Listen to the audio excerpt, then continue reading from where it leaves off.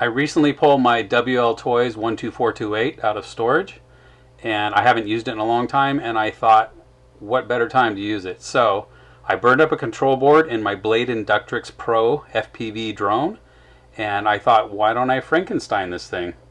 So here it is. Okay, I wanted to show you the first update, or first mod I did to my WLToys 12428. Everybody else is doing, new wheels and new tires, or shocks. That's another big one everybody does. I wanted to kind of run it stock just to see what I thought about it. And so what I've done is I have added an FPV module.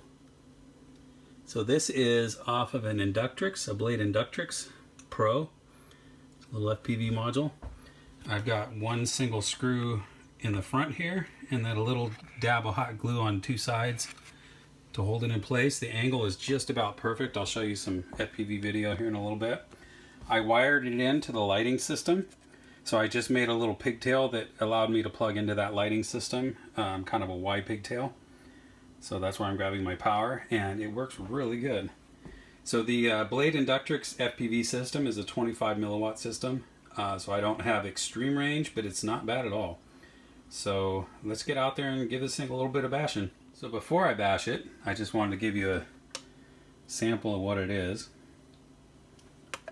what the FPV is like. So the lights are still working. Like I say, I plugged into the lighting system.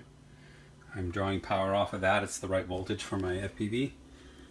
And then I ran the wires down through where the lights normally run down through. So the wires are in the back of the camera, and they go down through this little shell. And they're plugged in right over on the side right here, because that's where the wires are sitting on mine. They were originally, the plugs were sitting there.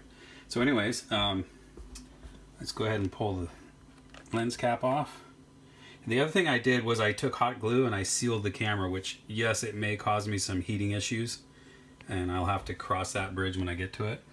But I sealed it up for water resistance, just in case I end up, bashing through some mud or water or what have you.